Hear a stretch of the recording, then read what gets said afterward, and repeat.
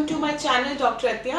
आज का हमारा टॉपिक रहेगा बैक पेन के बारे में, यानी कि बैक पेन हमें किस रीजन से होती है और ओल्ड एज में आके हमें ये प्रॉब्लम क्यों होती है, उस चीज के बारे में मैं आज आपको क्लियर करूंगी। देखिए, एज पर आयुर्वेदा के अगर पर्सपेक्टिवली अगर हम बात करें तो इसे हम कटी ग्रहण के नाम से भी जाना जाता है और इसका बहुत बड़ा एक रीजन भी है कि जब तक हमें कोई भी डिजीज है उसका कारण पता होना चाहिए कि ये किस वजह से प्रॉब्लम हो रही है। तो देखिए, वात दोष के बढ़ने के कारण ही हमारे बॉडी में ऐसी बहुत सारी प्रॉब्लम्स है जिसकी वजह से हमें ये प्रॉब्लम सारी आनी शुरू हो जाती है। और बैक पेन ही एक ऐसी प्रॉब्लम है जो कि हमारे वात दोष के बढ़ने के कारण होती है और प्लस इसका दूसरा हमारा रीजन है empire digestion and aggravation of वात दोष। और हमारी जो डाइजेशन है वो प्रॉपर ना होने के कारण और इसी रीजन से हमारी बॉडी में टॉक्सिन्स इकट्ठा होने शुरू हो जाते हैं और उसी टॉक्सिन्स के इकट्ठे होने के कारण हमारी बॉडी के कई चैनल्स हैं जो कि अपना प्रोसेस अपना वर्किंग प्रॉपर वे से नहीं कर पाते, तो हमारी बॉडी में वायु दोष बढ़ जाता है और वायु दोष के बढ़ने के कारण ही हमारी जो बैक पेन है उसमें जो स्पेस होती है उसमें हमारे कुछ तरह के चेंजेस आने शुरू हो जाते हैं। और मैं आपको बहुत ही अच्छा सा एक डायग्राम ड्रॉ करके बताऊंगी प्रैक्टिकली कि जिससे कि आपको ये क्लियर हो सके कि प्रॉब्लम बेसिकली है क्या। देखिए, बेसिकली हमारी एक रीढ़ की हड्डी होती है जिसे कि हम बैकबोन बोलते हैं।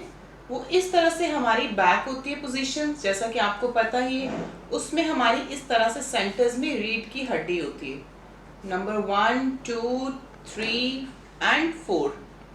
इसको हम लोग क्या बोलते हैं, रीढ़ की हड्डी। और इसी रीढ़ की हड्डी में ही बीच में हमारे एक डिस्क होती है। ये जो मैंने ब्राउन से कलर्स में ड्रॉ करी है ये डिस्क है,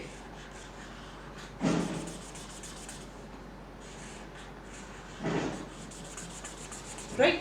अब ये डिस्क है और मैं जो रेड पेन से ड्रॉ करने जा रही हूँ, पहले मैं ड्रॉ कर देती हूँ, फिर मैं आपको सारा एक्सप्लेन करूंगी कि किसमें बेसिकली प्रॉब्लम्स होती है। और इसी के साइड से हमारी ये नसें निकलती जो कि ब्लड को प्रॉपर सर्कुलेट करती है। और होता क्या, बेसिकली ये हमारी है नॉर्मल बैकबोन। अब इसमें क्या है कि ड्यू टू एनी चेंजेस हमारी बॉडी में कुछ ओवर वेट लिफ्टिंग करने के कारण या कुछ एक्सरसाइजेस गलत करने के कारण या लोग बहुत ज़्यादा ओवर वेट होते हैं, तो ये जो हमारी डिस्क है इसमें कुछ डीजेनरेटिव चेंजेस आने शुरू हो जाते हैं। और डीजेनरेटिव चेंजेस आने के कारण जब ये हम लोगों की पोजीशंस चेंज होती है, हम लोग फ्लेक्शन एक्सटेंशन इस पोजीशंस में जाते हैं, तो ये कंप्रेस्ड होनी शुरू हो जाती है। जब ये कंप्रेस्ड होनी शुरू हो जाती है यानी कि ये दबनी शुरू हो जाती है। दबने के कारण ये डिस्क हमारी छोटी होनी शुरू हो जाती है। छोटी होने के साथ साथ ये बाहर की तरफ निकलनी शुरू हो जाती है। जब ये बाहर की तरफ निकलनी शुरू हो जाती है तो जो ये हमारी नसें निकल रही है तो इस पे काफ़ी ज़्यादा प्रेशर आना शुरू हो जाता है। और बेसिकली नसों का काम क्या है कि हमारे पैर तक जितनी हमारी नसें हैं उन सबको सेंसेशन प्रोवाइड करवाती है। और अगर इन केस ये नसों में काफ़ी कंप्रेशंस आ गई तो हमारी बॉडी में काफ़ी सारे डीजनरेटिव चेंजेस आ गए, यानी कि बैकबोन में, तो उस साइड की हमारी बैक में काफ़ी ज़्यादा पेन होनी स्टार्ट हो जाएगी।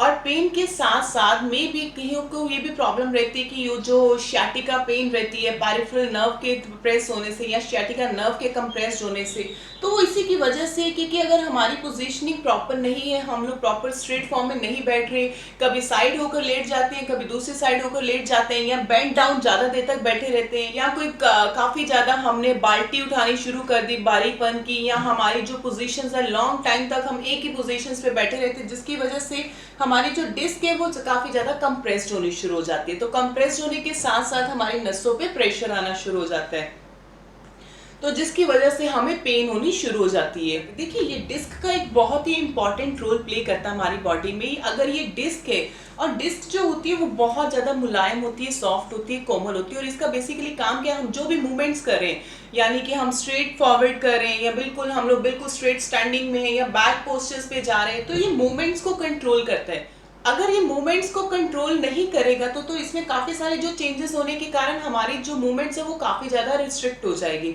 तो हमें डिस्क की पोजीशनिंग को प्रॉपर बैलेंस में रखना बहुत ज़रूरी है। देखिए, कुछ लोग एक्सरसाइज भी कुछ इस तरह से करते हैं जिसकी वजह से भी हमारी डिस्क में काफ़ी डीजनरेटिव चेंजेस आने शुरू हो जाते हैं। और ओल्ड एज की बात करें तो ओल्ड एज में वैसे जो हमारी डिस्क है ये काफ़ी ज़्यादा वीक होनी शुरू हो जाती है। तो वीक होने के साथ साथ जो हमारी बीच में जो स्पेस है वो काफ़ी कम होनी शुरू हो जाती है। जैसा कि आपने एक्सरे में एमआरआई में देखा होगा कि हमारी जो रिपोर्ट्स है उसमें डीजनरेटिव चेंजेस आने शुरू हो गए, गैप कम हो गया है, तो जिस वजह से हमें ये प्रॉब्लम्स आनी शुरू हो जाती है।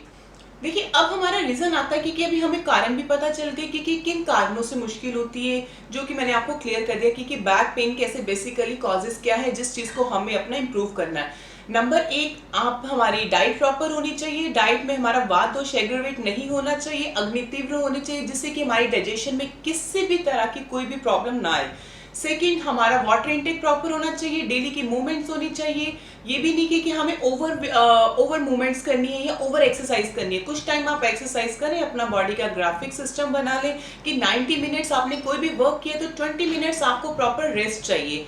अगर ये सब सिस्टम आपका चलता जाएगा, सर्कल चलता जाएगा, तो आपकी बॉडी काफी अच्छी रिकवर हो सकती है और आपको बैक पेन की कभी भी प्रॉब्लम नहीं आएगी। और नंबर सेकेंड, आपका अपना डेली शेड्यूल कैसा है, आप उस चीज को थोड़ा सा इम्प्रूव करें, अपना लाइफस्टाइल हेल्दी करें और अपना योगा एक्सरसाइज वगैरह भी कौन सी करनी है वो भी बताएंगे। देखिए, अब हम पॉइंट पे आते हैं कि अभी हमें क्लियर हो गया कि किस वजह से हमारी बैक पेन की प्रॉब्लम होती है। अब हमें एग्जैक्टली करना क्या है इस चीज से बचने के लिए। देखिए, अभी हम लोगों ने जैसे ये डायग्राम्स में सारा बताया कि ये हमारी बेसिकली जो बैकबोन होती है, इसी के साइड्स पे हमारी ये मसल्स होती है, मांसपेशियां। अब ये मांसपेशियां करती क्या है कि ये जो हमारी बैकबोन है इसको काफी ज्यादा सपोर्ट करती है। अगर ये हमारी मांसपेशियां मसल्स ही वीक होनी शुरू हो गई तो हमारी जो बैकबोन है और वो प्रॉपर वे से स्ट्रेट फॉर्म में नहीं रहेगी, कभी राइट हो जाएगी, कभी लेफ्ट हो जाएगी, जिसकी वजह से यहाँ पे कंप्रेशन आना शुरू हो जाएगा। तो अभी हमें करना कि अपनी मसल्स को स्ट्रॉन्ग करना। अब हम एक्सरसाइज करते हैं, अपना जिमिंग करते हैं, हम अपने बाइसेप्स बनाते हैं, ट्राइसेप्स बनाते हैं मसल्स को स्ट्रॉन्ग करने के लिए। तो उसी तरह से हमें अपने बैकबोन की भी मसल्स को काफी स्ट्रेंथन देना है कि जिससे कि हमारी जो बैकबोन है वो प्रोटेक्ट हो सके। इसके साथ साथ हमें कुछ योगा एक्सरसाइजेस करनी चाहिए। योगा में हमारे लिए सबसे अच्छा बेस्ट आसन रहता है भुजंग आसन। भुजंग आसन करने से जो आपकी बैकबोन है उसकी जो पोजीशनिंग चेंज हो रखी हुई है वो अपनी रीपोजिशंस में आना शुरू हो जाएगा।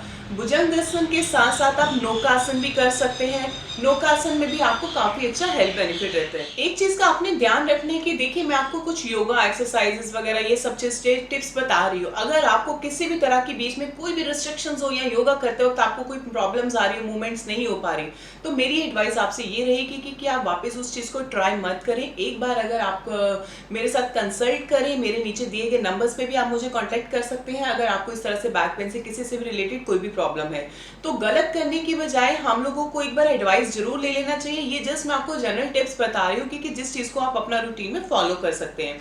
और इसके साथ साथ मार्केट में कई तरह की बेल्ट्स आती है पर्टिकुलर बैक पेन्स के लिए, और वो बेल्ट लगाने से हमें फायदा क्या होता है कि ये जो मसल्स है इस चीज को सपोर्ट करके रखती है।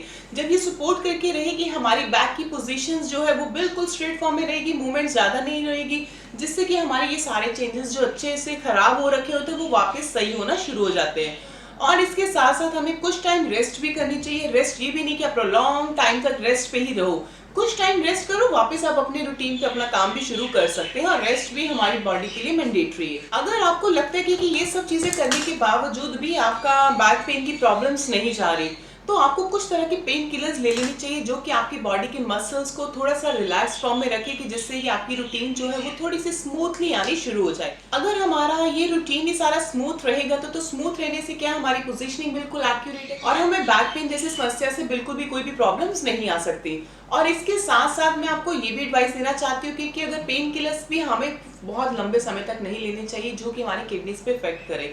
और आयुर्वेदिक की अगर हम पर्सपेक्टिवली बात करें तो आयुर्वेदिक में बहुत सारी ऐसी मेडिसिन आती है, बहुत सारी गूगल्स आती है जो कि आप रूटीन फॉर्म में भी ले सकते हैं और आपकी बॉडी में किसी भी तरह की प्रॉब्लम्स नहीं आएगी। और ये पेन किलर्स लेने के साथ साथ मैं आपको एडवाइस करूंगी आपका मेटाबॉलिज्म सिस्टम भी एक्यूरेट होना चाहिए। मेटाबॉलिक सिस्टम को एक्यूरेट करने के लिए हमें लीवर सपोर्टिव मेडिसिन लेनी है जो कि हमारी बॉडी में जो टॉक्सिन्स बन रहे हैं तो उन सब चीजों को वो खत्म कर सके। तो ये हमारे कंसेप्ट रह जाता है। और बाकी अगर हमें ये सब चीजें परफेक्ट फॉर्म में रीड आउट भी करनी हो तो हम अपना एक्सरे भी करवा सकते हैं, एमआरआई भी करवा सकते हैं, जिसमें कि हम अपनी बैक की पोजीशनिंग प्रॉपर चेक कर सकते हैं कि हमारी कौन सी साइड ज्यादा इफेक्टिव है, कौन सी साइड हमारी कंप्रेस्ड है, जिस चीज को हमें ज्यादा केयरफुली ध्यान देना है। अगर आपको भी किसी तरह की कोई भी बैक पेन से रिलेटेड कोई भी प्रॉब्लम आ रही है तो आप बेझिझक मुझे मेरे नंबर पे कांटेक्ट कर सकते हैं और मेरे नीचे दिए गए चैनल्स को आप सब्सक्राइब करें और नोटिफिकेशंस बेल आइकन बटन को भी दबाएं। अगर आपका कोई क्वेश्चंस है या आप मुझे कुछ डिस्कस करना चाहते हैं बैक पेन से रिलेटेड तो मुझे फोन करें, तो जिससे कि जो आपकी प्रॉब्लम है उस चीज का हम आपको सोल्यूशन दे सके। Thank you.